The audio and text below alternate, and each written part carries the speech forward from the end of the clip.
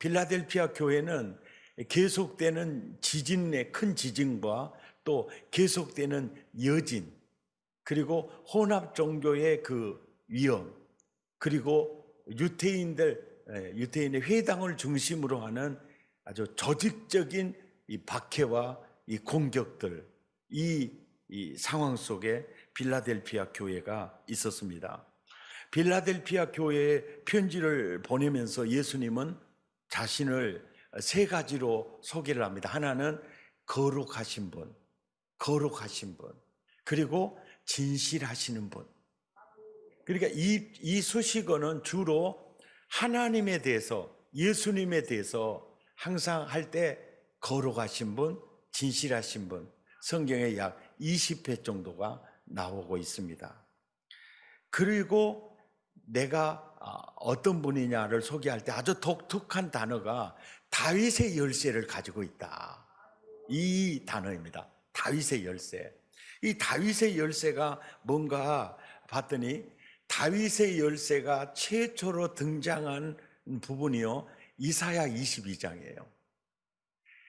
왕의 국고를 맡은 셈나라는 사람이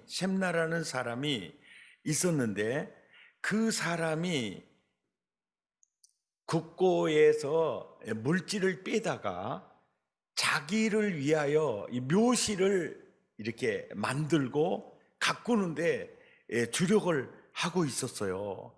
그러니까 하나님이 보실 때 진짜 못된 이 일꾼이잖아요. 그래서 하나님께서 그를 관직에서 쫓아내버려요. 그리고 그 셈나 대신해서 누구를 세우느냐면 엘리야김을 세웁니다.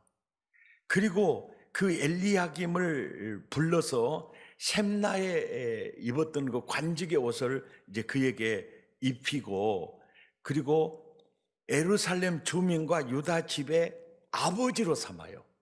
이 아버지로 삼고 바로 그에게 다윗의 열쇠를 줍니다.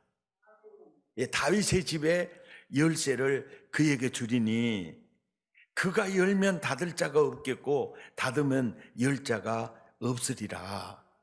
그런데 여기에서 다윗의 집의 열쇠를 받은 그 특징 중에 하나가 뭐냐면은 23절에 24절에 보면은 그 후손과 족속되는 그러니까 엘리야김도 마찬가지고 그 후손과 그 족속들에게 이 복이 미치는데요. 작은 그릇, 종지, 이제 우리 고향 표현으로 하면 종재기부터 시작해가지고, 그래가지고 모든 항아리까지 이게 이제 미치게 되는 은혜, 이 은혜를 생각을 할 때 다윗의 집의 열쇠의 이 영향력을 이제 볼 수가 있습니다.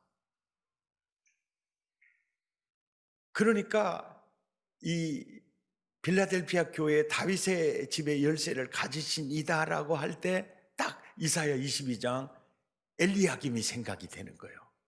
이게 그가 열면 닫을 사람이 없고 그가 닫으면 열 사람이 없고, 그가 열었을 때 그 정제기에서 큰 항아리까지 차는데 엘리야김만이 아니라 그 후손과 그 정족까지 이제 미치게 되는, 그러니까 다윗의 집의 열쇠의 영향력이 굉장히 크고 범위가 넓죠.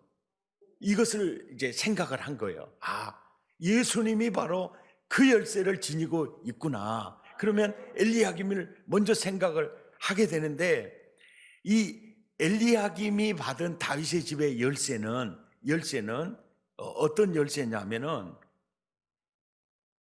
이사야 22장 25절에 보면 엘리야김이 받은 다윗의 집의 열쇠는 단단한 곳에 박혔던 못과 같았는데 결국은 엘리야김에게 주었던 다윗의 집 그 열쇠가 단단한 못과 같았는데 나중에 보니까 그 못이 사그리니 그 못이 부러져 떨어짐으로 그 못에 걸린 물건이 부서지게 되더라. 그러니까 엘리야김에게 주어진 다윗의 집의 열쇠는 시한부적인 어느 정도 일정 기간이 지나니까 무너져 단단한 못처럼 보였지만은 사가지더라. 이것을 이제 연상을 하면서 다윗의 집의 열쇠를 가지신 예수님은 사가지지 않는 영원한 엘리야김이 다윗의 집의 열쇠를 갖는 거는 그거는 어떻게 보면 시한부적이었다면 예수님이 가진 다윗의 집의 열쇠는 영원한 사가지지 않는 그런 열쇠, 이 이미지를 강력하게 그들에게 보여주고 계신 겁니다. 아멘. 네. 계시록 3장 9절에 보면 사탄의 회당 자칭 유대인이라고 하는데 그 거짓말하는 자들이다. 그래, 거짓말하는 자들이다. 이들의 주 거짓말이 뭐냐면 예수가 메시아가 아니다는 거짓말이었습니다. 그리고 우리는 다윗의 왕국을 누릴 선민이다. 그러나 예수를 따르는 자는 다윗의 왕국을 접근할 수 없는 자다라는 거짓말을 한 거예요. 그러면서 내가 누군지 아니? 나는 거룩하고 나는 진실해. 그리고 다윗의 집의 열쇠를 내가 가지고 있어. 내가 열면 누구도 닫을 자 없어. 내가 닫으면 누구도 열 자 없어. 사실은 그 열쇠를 내가 가지고 있어. 아멘. 내가 가지고 있어. 빌라델피아 교회의 가장 예수님이 칭찬하시는 신앙과 삶은 8절에 작은 능력을 가지고서도 내 말을 지키며 내 이름을 배반하지 아니했다. 여기서 작은 능력이다 그러면은 적은 은혜를 가지고 거뜬히 그 말을 지켰나. 우리는 읽으면 바로 그 느낌이 오는데 많은 주석학자들과 학자들이 여기서 표현하는 작은 능력은 바로 열악한 환경, 믿음을 지키는 데 있어서 굉장히 힘겨운 그 작은 능력, 그러니까 참 믿음 지키기가 어려운 여건, 그것을 작은 능력이라고 표현하고 있다는 거죠. 작은 능력이다. 그러니까 아주 신앙을 지키기에 어려운 상황에서 너희는 내 말을 지키며 내 이름을 배반하지 아니했다. 이 얘기를 하는 거죠. 빌라델피아는 막 땅이 흔들리고 또 옆구리에서 괴롭지 가시처럼 찌르는 유대인들의 회당을 통해서 집중적으로 공격하는 이 상황에 있었죠. 근데 빌라델피아 교회는 굉장히 열악한 환경 속에서 그의 믿음이 보석처럼 빛나고 있어요. 그러니까 평안하고 풍요로운 게 분명히 복인데요, 그게 잘못하면 저주가 될 수도 있어요. 또 정말 경제적으로도 어렵고 여러 가지 위협 속에서 빌라델피아 교회처럼 이런 상태가 사실은 엄청나게 복인 것을 알 수 있어요. 그래서 주님이 그리스도 안에 있는 우리들은요, 범사에 감사할 것밖에 없고 항상 기뻐할 것밖에 없다. 아멘이죠. 그러는 거죠. 가만히 봐보세요. 저분 참 지혜로우셔. 저분 참 믿음이 좋아. 그 사람 산전수전 다 겪은 사람이에요. 저 사람 참 지혜가 없네. 그냥 한 입에 몰아 넣어버리는 사람들 있잖아요. 고생을 안 해본 사람들.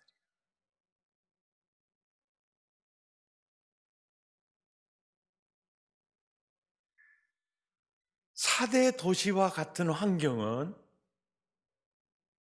믿음이 죽은 시체처럼 변해버려요. 계속 땅이 흔들리는 위협 속에서, 그 속에서 그냥 살아갔던 그 교회는 그렇게 복된 교회가 돼 있어요. 하나님이 내게 평안함을 주시고 풍요로움을 주신 것도 너무너무 감사해야 될 은혜예요. 그런데 그 반대를 내가 산다고 해도 그것이 절대로 저주가 아니라는 거예요. 아멘입니까? 예. 금보다 귀한 믿음이, 보석 같은 은혜가 그것일 수 있다는 거예요. 그래서 그리스도 안에 있는 우리들은 다윗의 집에 열쇠를 가지신 그분이 어떤 것을 내게 허락하시더라도 은혜다라고 받아들입니다. 복이다라고 받아들입니다. 그래서 감사하면서 사는 나와 여러분이 되시기를 축복합니다. 아멘. 자, 어려운 열악한 처지 속에서 정말 빌립보 교회가 자랑스러운 것은 8절에 내 말을 지키며 내 이름을 배반하지 않았다. 내 말을 지켰다. 네. 그리고 그 정말 어려운 처지에서 하나님 말씀 지키고 그분의 이름을 배반하지 않을 때 하나님은 이들에게요 6가지 은혜를 주시는데, 그 6가지요. 첫째가 8절입니다. 열린 문의 은혜를 주세요. 근데 어떤 주석학자나 또 목사님들은 문 하면 내가 양의 문이다, 그래서 열린 문을 예수님으로 해석을 하기도 해요. 그런데 문맥의 흐름상 맞지 않아요. 왜? 지금 이들은 예수 안에 있는 자들이고 예수님이 이들 안에 있어요. 그 믿음을 칭찬하고 있잖아요. 아멘입니까? 그러는데 또 예수를 준다는 말은 안 맞잖아요. 여기서 열린 문의 의미를 참 깊이 알 필요가 있어요. 사도행전 14장 27절에는 믿음의 문, 예. 고린도전서 16장 9절에는 아주 광대하고 유효한 문, 그리고 고린도후서 2장 12절에는 드로아의 이름에 주 안에서 문이 내게 열렸으되, 이게 뭐요? 전도의 문이에요. 복음의 문이 열리는 겁니다. 골로새서 4장 3절에 보면은 거기에는 전도할 문이에요. 전도할 문. 그래서 여기서 말하는 열린 문을 주었다, 이것은요 복음을 전할 수 있는 기회, 복음을 들을 수 있는 기회, 복음을 받아들일 수 있는 기회, 또 보세요, 선교의 기회, 또 하나님의 일을 할 수 있는 기회예요. 기회. 그 기회를 주었다. 한 걸음 더 나아가서 일할 기회만 열어줄까요? 아니면 일을 할 때 필요한 물질도 열어줄까요? 물질도 열어줘요. 자, 일할 수 있는 기회를 열어주면 일꾼들을 붙여주는 이 문도 열어줄까요? 안 열어줄까요? 그거 열어줘요. 예. 그러니까 일할 기회를 열어주고 일할 수 있는 물질의 문도 열어주시고 사람도 붙여주시고, 아멘. 그리고 한 걸음 더 나아가 이 문까지 열려요. 어떤 문까지 열리냐면 마태복음 25장 21절에 보면 이렇게 충성하는 자에게 어떤 은혜를 주시느냐면 내 즐거움에 참여할지어다, 이 문까지 포함하고 있다고 봅니다. 예. 행한 대로 갚아주리라. 내가 충성한 대로 그 내 주인의 즐거움에 참여할지어다. 여기는 일꾼들만 참여할 수 있어요. 그러니까 선교할 기회, 전도할 기회, 일할 기회, 사역할 기회, 기회를 주신, 기회의 문을 여신 주님은 또 물질에 또 사람도 붙여주시고, 그리고 충성된 자에게 내 기쁨에 참여하는 그 문까지 포함이 되는 거예요. 두 번째로 주는 게 뭐냐면 9절이에요. 9절에 그렇게 괴롭히는 유대인들, 사탄의 회당들, 결국은 그들이 네 앞에 와서 엎드릴 것이다.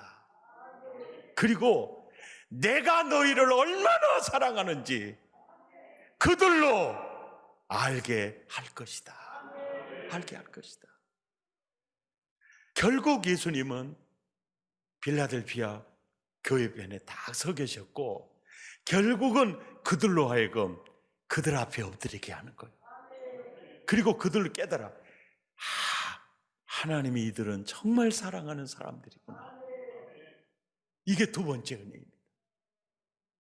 세 번째 은혜는 바로 10절입니다.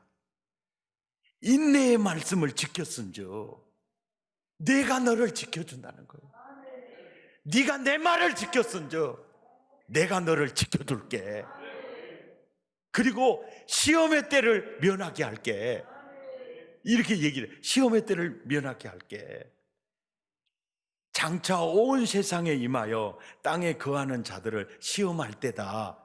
여기 시험은요, 유혹이 아니고요, 테스트적 개념이 있는데요. 그러니까 이 테스트를 통해서요, 알곡과 쭉정이를 갈라요. 그런데 이들은 이미 작은 능력을 가지고도 내 말을 지키며 내 이름 배반하지 아니했잖아요. 이미 테스트에 합격했잖아요. 그러니까 앞으로 알곡이냐 쭉정이냐 걸러내기 위해서 어떤 큰 시험이 올 때 너희는 그 시험 면하게 해줄게. 이렇게 인정받은 나와 여러분 되시기를 바랍니다. 아멘. 그 다음에 네 번째로 주시는 은혜가 11절입니다. 내가 속히 오리니 네가 가진 것을 굳게 잡아. 이게 뭐냐면 내 말을 지키는 신앙, 예수의 이름을 배반하지 않는 그 신앙, 그 굳게 잡아서 너의 면류관을 빼앗지 못하게 하라. 그러니까 이 면류관을 빼앗을 수도 있다는 거예요.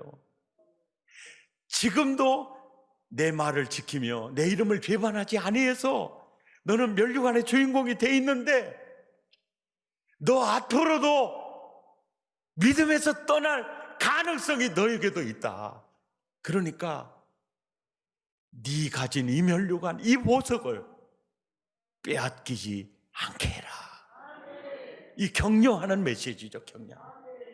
아멘, 아멘. 그리고 다섯 번째로 주시는 약속이요, 12절입니다. 이기는 자는 하나님의 성전에 기둥이 되게 하겠다. 기둥이 되게 하겠다.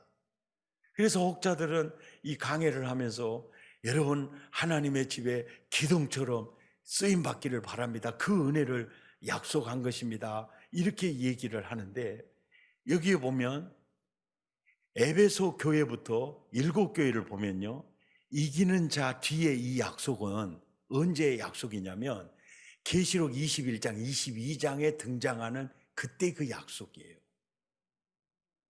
그러니까 지금 계시록 3장의 빌라델피아 교회부터 시작해서 이제 4장, 이제 20장까지 이제 쭉 이어지거든요. 그때까지 이기는 자, 이기는 자. 그때까지 이기는 자는 하나님 성전의 기둥이 된다.